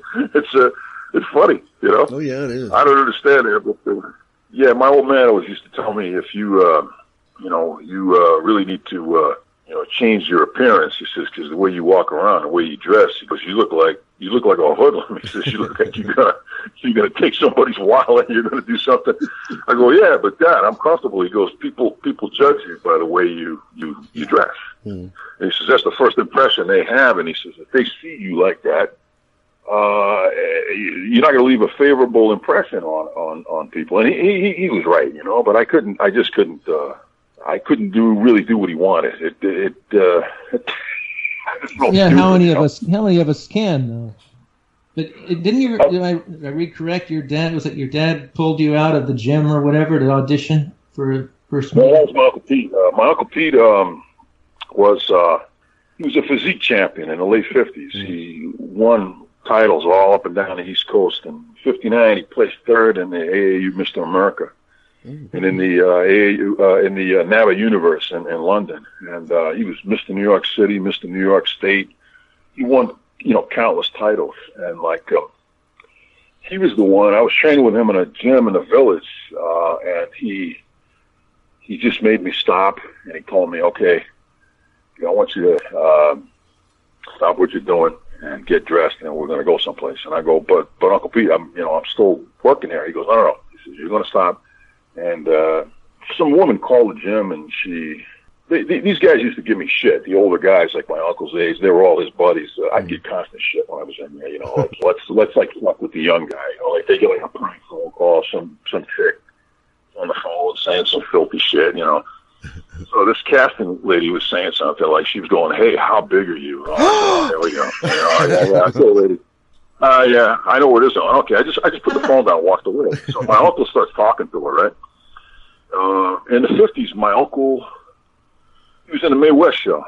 Mae West used to have this review of these muscle guys. My uncle was one of those guys. He was in the show when he was like he was 19. She picked him when he was like 19, and my uncle had a real heavy accent, like a very heavy Greek accent. And he tried out for movies and everything, but he couldn't, like the accent he felt was always stopping him, from moving on. But when that happened, he thought maybe, there's an opportunity here for my nephew. Maybe he can do something that I can't. So he kind of forced me to go down there and audition. And if it wasn't for him, I wouldn't have worked because there were probably 3 people on earth at the time that could have actually physically forced me to do something. And he was one of them. If he said whatever he said, I would just go, okay. I wouldn't argue with him. I wouldn't say a word. I would do whatever he wanted. Yeah. So I said he knew. I don't know. I went in and I thought, oh, these people are insane. There's a bunch of actors and they're reading sides. They're trying to prep before they go in, and I didn't understand that because I didn't know anything about acting. So I'm watching these guys, and I'm going, well, these guys must be out of their minds. And Uncle Pete looks like, get the fuck out of here. And he goes, no. Uncle Pete, this guy's talking to a fucking plant, man. Let's get out of here, He says, no. He says, you're going to go in there. I go, what is this? He goes, I don't know. He's like, some kind of commercial or something. And he goes, just go in there. So I went in there. I spoke to Phil Kaufman, and he had me come back for a screen test. So I took a screen test with a bunch of other people. That were pros at this, and I was just really fortunate that I got it, and was able to do the wonders. But it was because my uncle pushed me. And he when he was young, he tried out for Superman. Oh, really? The George Reeves. Well, he looked like Superman. He had black hair and he had like blue eyes, just like Superman. Oh, wow. He looked just like him. He built like a brick shit house, and he looked like Superman, but then he has that accent. That's not going to work. That wouldn't work. But he did stuff on TV shows where they had like muscle guys. They needed like a muscle guy to do something, like lift a girl, that kind of stuff. He was able to do stuff like that on 50s TV shows. Yeah. So like me, my uncle, wasn't really. he didn't really dress up too nice, you know, like just, you know, kind of wore like sweat clothes, stuff like that. And yeah, laid back. You know, we worked on cars, and like we'd get all greasy, and like my dad would put a suit on every day of his life. He'd have a suit on, nice shoes. You know, to my dad, like being casual was like leaving the top button of his shirt open, you know, and not wearing his tie, but leaving the top button of his shirt open. Oh wow. Just like that, Max. 8 minutes 35 into the third quarter, and you walk out. Yeah, 8, 9 minutes, right about that. Exactly, 8:35, with everything to play for. No. Everything to lose, Mr. Susek. I mean, I wanted out. One season of pro football, in no way I was going to face a second, let alone a whole career. Now, you were Rookie of the Year, 3.4 sacks a game. I'm going now. You know, a lot of things just started coming together in my head, like my revulsion with the whole system. How was it working with, you know, Bruce Willis? Well, he seemed like a nice fella. I didn't spend a whole lot of time around him because we were outside and we did, you know, the stuff outside. It was pretty quick. It was like 20 below where we were.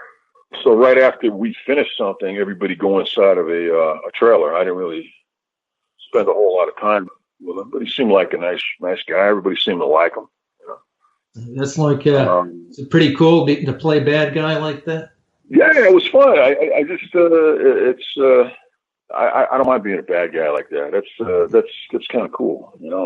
What I really liked is I like doing, even though I just had a small role in it. The Rising Sun, that was by the same director that did The Wanderers. And I got to have you know, like Sean Connery beats me up, but it's like an honor, you know what I mean? Because man. Like my wife, we just got married, and my wife didn't know. She never saw a Bond movie, right? Wow.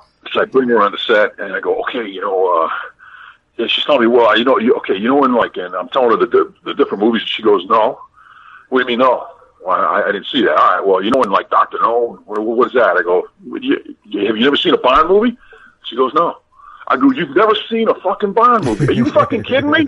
How can you not see a Bond movie? What the hell's wrong with you? You know, yes, okay, you see this man here? This man in the 60s, he was probably like the biggest star in the world, you know? And I'm telling her all this, and she has no, like, reference point. She's looking at him.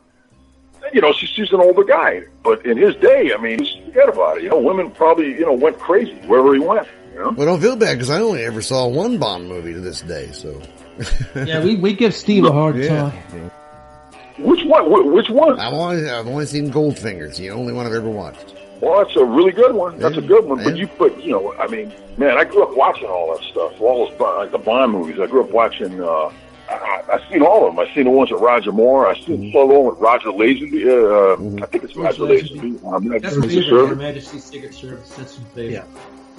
Yeah, that was... The one I couldn't take would be with Pierce Brosnan. He just doesn't seem like a Bond. Yeah, I'm with you, man. I'm with you. Look, I think the man's a fine actor. Yeah. But I don't... He's just not James Bond, in my opinion. He was a bit of a Ken doll. Yeah. Well, no, you know what was weird? I mean, he was making out with some chick, right? And he has, like, this watch on or something. Like, it's on his wrist, and, like, it slides all the way down to his elbow. Like the back of his forearm is the same size as his wrist. You know?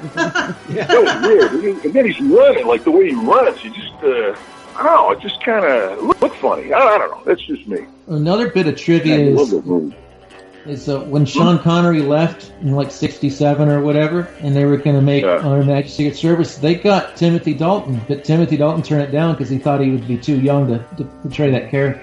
They got Timothy Dalton back in 67? Yeah. That's 69. 69, yeah. That's a tough. You know what I don't get. You know that there was an actor that did the Highlander, not the movie, the TV show. Adrian Paul. You remember him? Yeah. Why didn't that guy? Man, they should have got that guy for Bond. He'd have been perfect. Yeah. Don't you think? I mean, what do you think of the new one? Is it Daniel Craig? Well, I just think that I think that this is just you know my opinion, and 5 cents will get you yesterday's newspaper. But for me, I mean, for purely entertainment purposes, I think the guy does a good job with the action and all that other stuff. But I think Bond, there's something like some kind of smart ass quality that Bond has.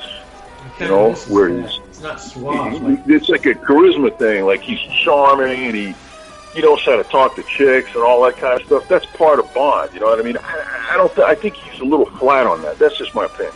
I agree totally. I think he does the other stuff really well, and the action's great. But Bond does more than that. Otherwise, the whole thing would be a stunt match. He the way he talks to people, the smart ass remarks, stuff with chicks, how he's with girls. If you had a choice, right? Somebody said to you, what would you rather be, Superman or James Bond? You'd have to think about that for a while, wouldn't you? I'd rather be Superman. I'd rather be James Bond. Why? I don't know. But okay, why would you rather be Superman? Let me hear. Oh, I don't know. James Bond can't do all that stuff Superman can do. Yeah, but then Superman goes and balls some chick, and he shoots his wad, he probably knocks her head right off. So what the hell good is that? What the hell good is being Superman if you can't get chicks? Well, he didn't have any problem with Lois Lane. That's not part of the whole Superman thing. Like you can't go around scoring with chicks because it's not Superman.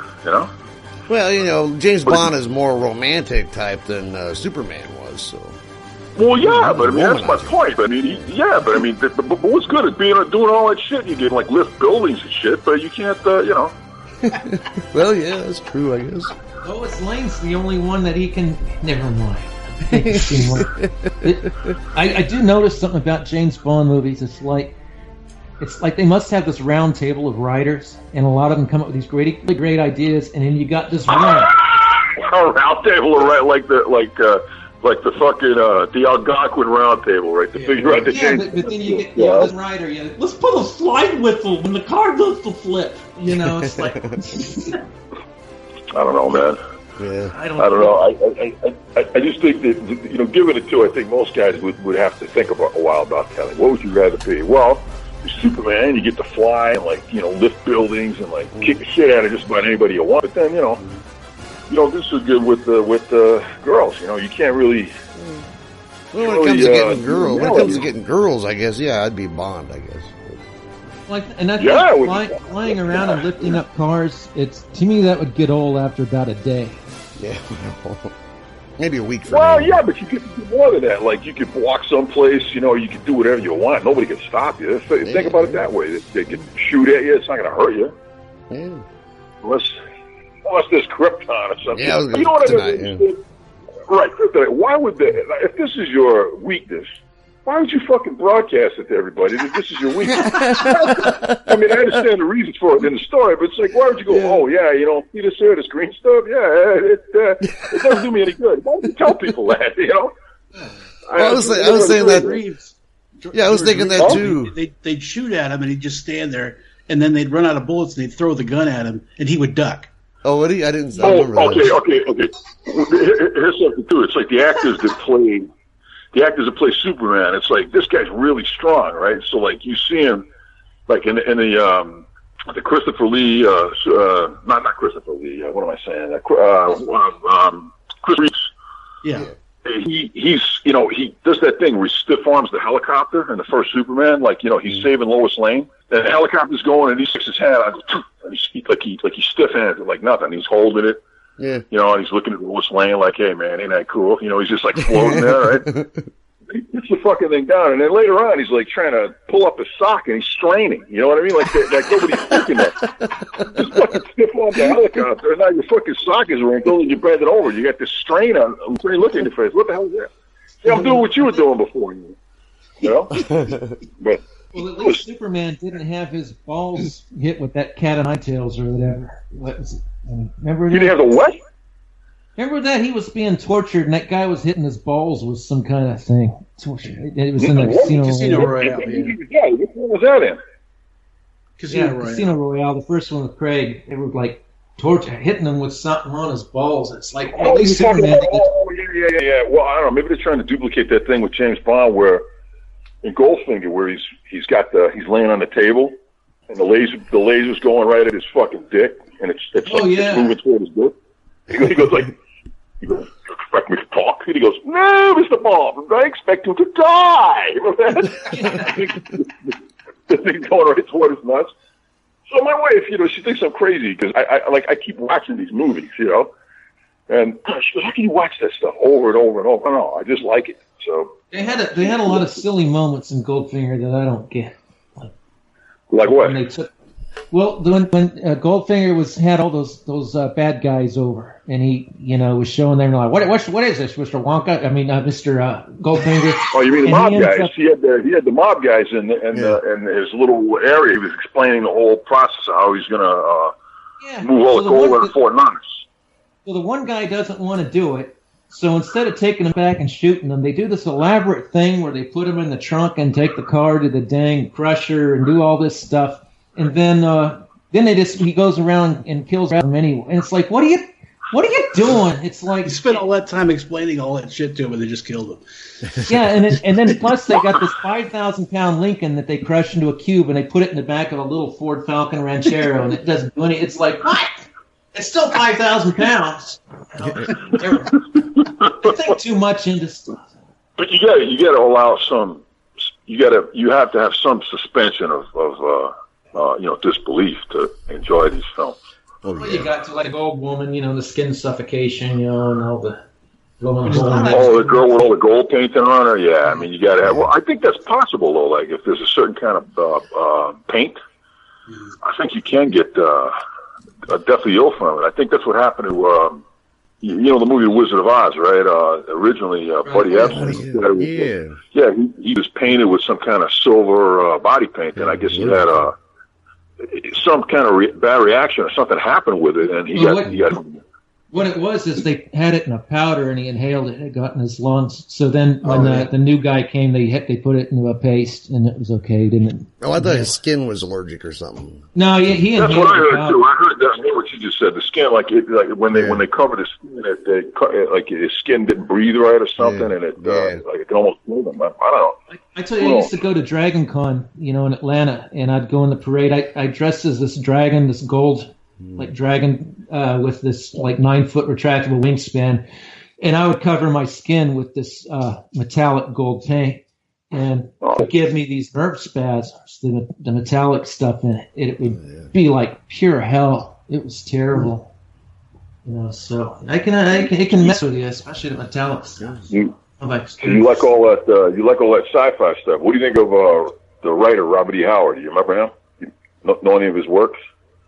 Not really. I just like to dress up and make a fool of myself mostly. Yeah, he's good. I don't have to dress up to make a fool out of myself. I just got to leave the house. Say, I'll do something you did stupid. On Porky's too. They had you dressing up like a chick in the second one. Yeah. As I reminded my fellow actors, the reason this is funny is because it's me dressing up this way. If it was you, nobody would notice. So that was my reaction to that one. Oh, I thought it was fine. I thought it was fine. It's like no. It was fucking weird. I mean, they put these eyelashes on me that they glued them on with some kind of shit, and like the eyelashes are heavy for your eyelids because your eyelids aren't used to lifting anything but their own weight. So it's like you get little weights on your eyelids, and eventually you get tired. Like your eyelids get tired, from opening your eyes. And I remember asking the makeup lady. Her name was Marie Del Russo. This lady was pretty cool. She dated Elvis. Well, no, she didn't date Elvis. She dated Frank Sinatra, but she worked on Elvis pictures. She was really like a knockout when she was young. Yeah. Anyway, she was telling me about this different makeup and stuff they have. I says, listen, you have any of that old makeup that the actresses used in the 40s? Like it's you put it on your mouth and it doesn't run like when you eat. They had this stuff. Now I guess you can buy it, but back then you couldn't. In 1980, whatever that was, they didn't have anything like that.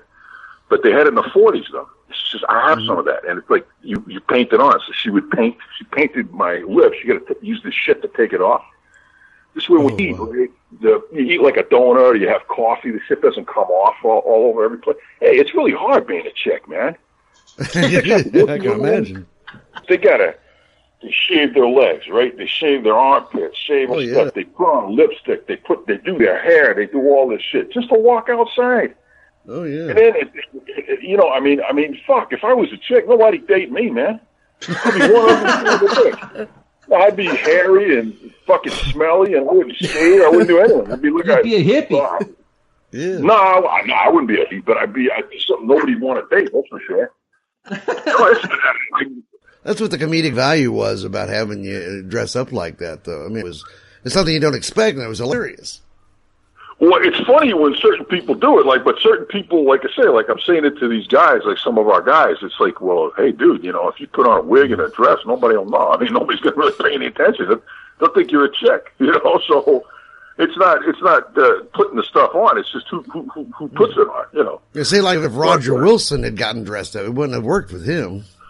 Well, I don't know, Roger Wilson. I don't know, but I mean, I don't know who was the person. It was probably Wyatt that was making fun of me. Was it? Okay, yeah, Wyatt always made fun of me. He just was a ball breaker. He constantly broke balls. Yeah, he was a good guy. Yeah, it kind of reminded me of Jeff Green. Remember that in the early Beverly Hillbillies with Jethro had his sister. Jeff Green. Well, yeah, that was. Oh, yeah. What were they thinking, man? I thought Jeff Green was kind of hot, but that's never mind. Yeah. I said too much. Well, okay. That man, Max Baird Jr.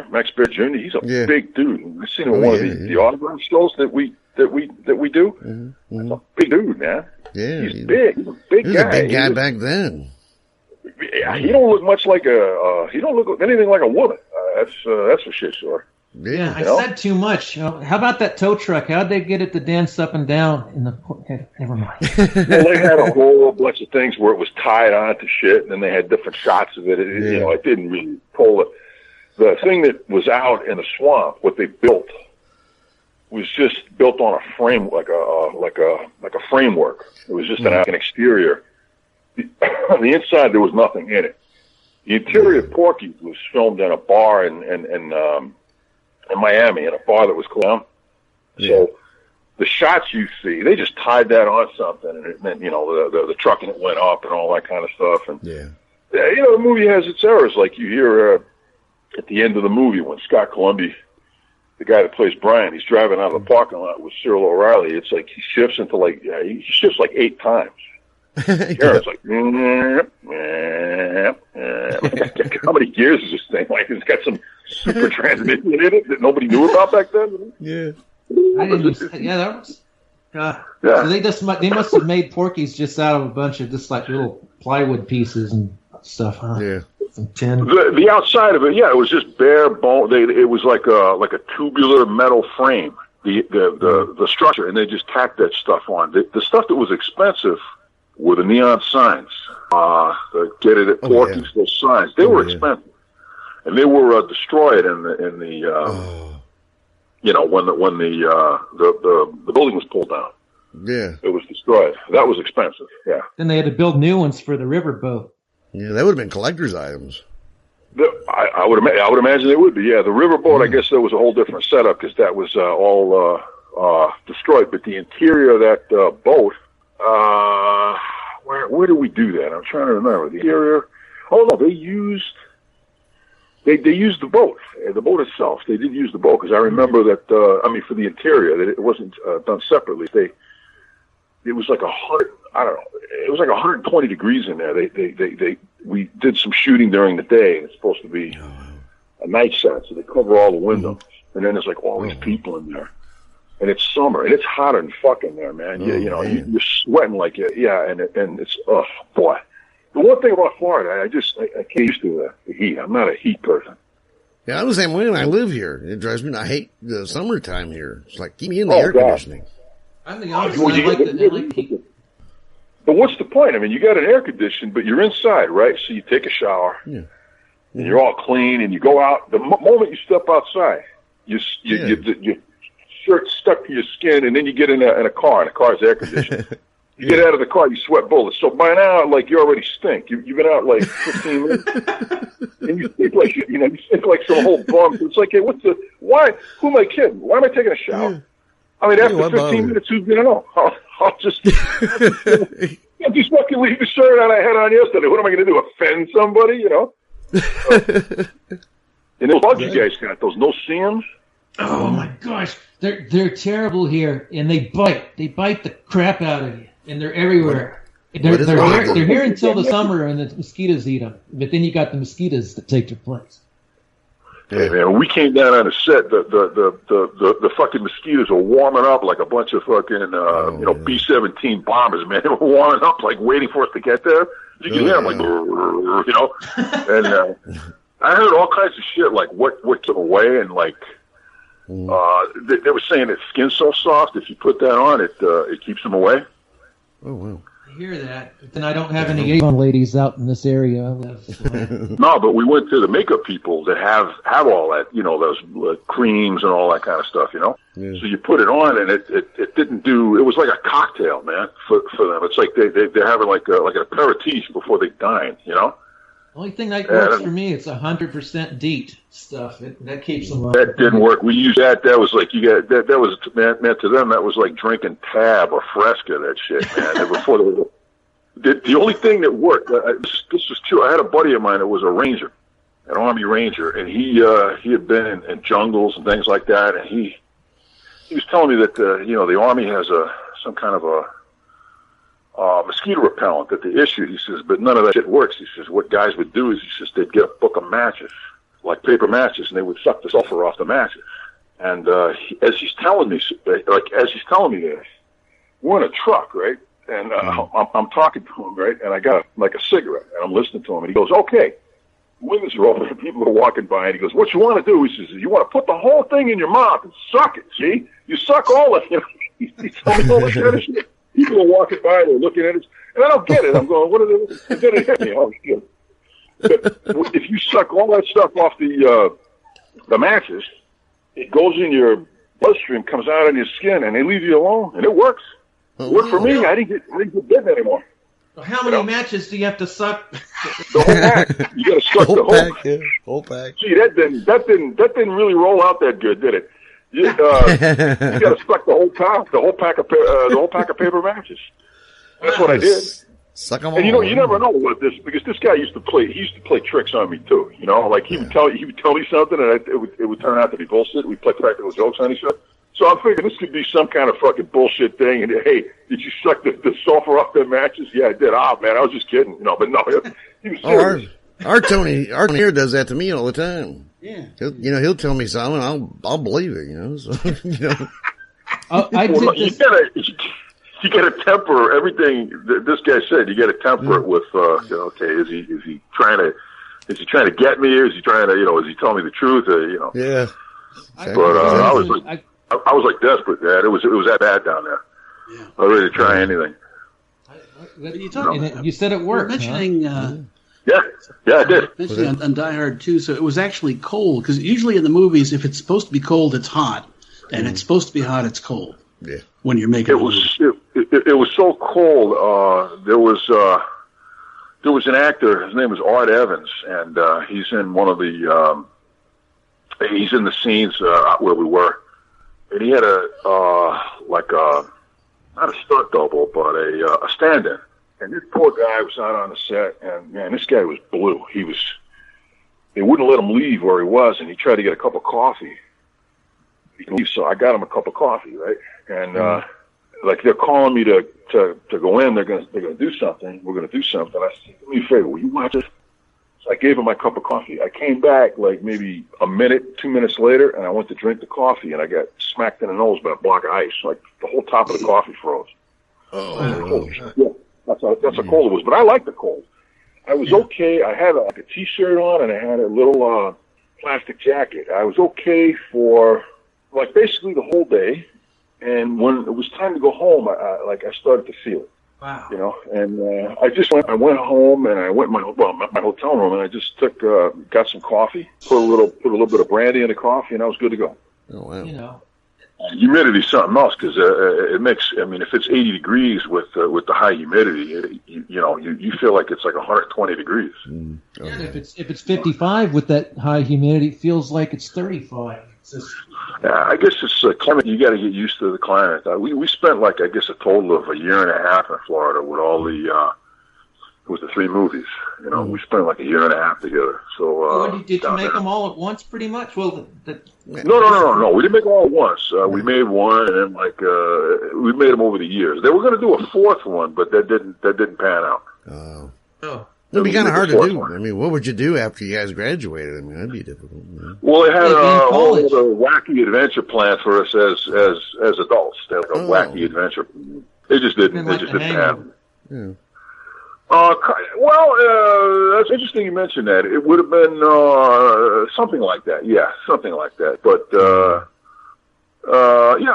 yeah, and it just didn't work. And then the time for that kind of stuff passes. There's like time for a certain kind of movie, and then the time passes. And like the genre, the teen sex comedy. I guess we were the first. I don't know of any other. Yeah, movie. I think so. Yeah. Animal House was similar to our movie. And it was funny, when we were doing the movie, John Belushi, I don't know how, but he got the number of the house where we were staying. And he was calling to ask how I was doing. I mean, he was something. He would, call up and want to know if he could help you with anything, if you needed anything. He's just a really great guy. Wow. And nobody knew who he was. He wouldn't tell anybody, and he would talk to somebody, and get him on the phone, and they'd talk to him for like an hour. Wow. And like Mom, he got my mom on the phone once, right? We were in Colorado, and he's motioning me to give him the phone, because he had the keys to the production office, so he would be going there and make long distance phone calls. So I'm talking to my mother. So he motions over there. He would get the keys. He goes, to the phones, man. We call all over creation. So my mom's talking to him. She's talking to him for a long time, and he gives me back the phone, and he's sitting there, and she goes, "Who is that?" "Well, Mom, that's John Belushi." "Who?" "He's a comedian, Mom. He's on Saturday Night Live." What is that? What the hell is that? And he's dying. He's just laughing his ass off. I'm trying to make my mother explain to her who he is. She didn't have a clue. But she found him interesting enough to talk to him for like a half an hour. She was just on the phone talking to him. John's really seemed like a funny guy. I would have liked to have met him. You remember all the skits he did on Saturday Night Live? He remembered all the lines. I don't know how he did it. He remembered the lines. Wow. You said to him, "Hey, do that stuff. You guys are. You remember you guys were on that pirate ship, the Raging Queen. Hey, do that. He knew the dialogue, the whole fucking thing. He would have you rolling just from the. I go, how the hell do you remember this shit? Yeah, really. Because you've done so much of it. How could you possibly remember? But he did. He remembered it all. I bet you couldn't recite. Incredible. So you probably couldn't recite any lines from Porky's. No, honestly, I can't. I can recite. You know what's stupid? I can recite lines from other movies, but I can't recite. I don't remember the lines from Porky's. I don't remember the lines from. How about Princeton? They fucking suck. How about what? How about what? Was it Princeton? It fucking sucks. Okay, but see, that was something else, because you gotta understand, some of the lines in that movie we supplied ourselves. They weren't written, they weren't scripted. We just threw them in. Some of the scenes that you see, some of the stuff that we did with the egg scene in the beginning, where Dan Monahan's breaking the egg and all that. We got an idea, right? And we would go to Bob and we would say to him, "Hey, Bob, we got this idea." Because something in the script was there, and when we tried it, it didn't really work like it was scripted. If you read it, it seems funny, but then when you actually do it, it isn't. So we go, "Hey, Bob, we got this idea," and he go, "Well, okay, well, let me see it." He would never ever go, "No, I'm not interested in it," or anything like that. He would always let you show him what you had, because maybe there's a chance that it was good. Yeah. And some of the stuff we showed him, he goes, nah. But some of the stuff he let in. So he actually filmed it. He got angles on it. He filmed it in one of those things he had seen. And some of the other stuff, a lot of the lines, we just threw lines in. We just made up lines, and they stayed in the movie. Some of them didn't. He didn't like them. Mm-hmm. If we said something that was off or something, he didn't think was part of the character, he'd go, no, we don't want that. Don't say that. Don't say this here. So it seems like it's really good, and they'll let you, give you a little creative license and do the whole thing. Yeah, it's pretty cool. Yeah, give you a little Bob wasn't. He wasn't above. The way he had it in his mind, he had a very good idea of what he was doing, and he was the boss. There's no question about that. He was the boss on the set. He knew, what he wanted, but he was willing to look at stuff you had too. Some of the stuff, we showed him, it just wasn't funny. Yeah. So he was like, no. And some of the stuff he had, we think was funny. Hi, my name is Mindy. Can I ask you something? Yeah, sure. Why do they call you Meat? I don't know. Wendy Williams told me I should ask you. She did, huh? Uh-huh. Yeah? Why do they call you Meat? Because it's so big? Yeah, sorta. Not sorta. Why? You really want to know? Yes. Okay, come on, I'll show you. Wait. She's only a freshman. Yeah, but after this, she'll be an instant senior. But me, listen, if you get suspended again, you'll never get that scholarship to Princeton. Now think about that. I'm sorry, babe. No cigar. Can't do it. Oh, shoot. Hey, be sure to catch the next episode of The Wrong Channel. We'll pick up and continue with our talk with Tony Ganios, Meat from Porky's. So are we doing like a part 2 of this, or are you going to like play segments in a different show? What are you doing? Yeah, I can do both. I mean, is the next episode going to be a part 2 and going to be the all Tony Ganios, or is it Ganios? I don't know what to do. What are you doing? I was confused to begin with. We had 2 Tonys on the show. Yeah. Well, you didn't get to my question. Is this going to be part 2 of Tony Ganios? Or probably. I think what we're going to do, I think we're going to have, we'll have some good clips for future shows. Well, then that's what you should have said at the beginning instead of stay tuned for the next episode for the rest of our... What do you think I am? Professional here? What do you think? That's how you started it out. You think I know what I'm doing here or what? Well, no, you got Tony listening to it, and then he's going to be thinking, okay, I've got another one to hear, and then maybe he'll shut it off right there, and then he'll be expecting it next week, and then it's just going to have a certain clips of Fine. Join us next time on The Wrong Channel when we'll play pieces of the Tony Ganios. Well, what we had practiced is that you were going to say, stay tuned to future episodes of The Wrong Channel for more moments with Tony Ganios. Who died and left you, director? I'm just saying what we agreed on before you started recording. Are you being Terry Summer now? Or are you? Don't hurt my feelings and stuff. What do you expect from a cartoon character? Geez, now you're being all what do you call it? Dimensionalist. Well, you're the one that thought Tony Ganios was going to be Meathead. That was because I had a bad connection with what's his name, Dole. Stay tuned to The Wrong Channel. We'll have future. Stay tuned to future episodes of The Wrong Channel. Why don't you say it? You try and say it. All right. Here you go. Stay tuned for future episodes of The Wrong Channel with more moments with Tony Ganios. So if you've enjoyed what you've heard, there's more of it, a lot more. And help me out, Steve. I don't know where to go with it. You're saying better than I did. Yeah. Okay. Fine. Yeah, we're gonna next few weeks we'll have pieces of Tony. Wait, what having 2 Tonys next time? When you get a guest with the same name as one of us, I think we need name tags or something. Yeah, we need name tags or I don't know, doggy tags. Really? How do name tags work on the radio? This is The Wrong Channel. Good night, Mr. Dixon. Thanks for stopping by. Now get out.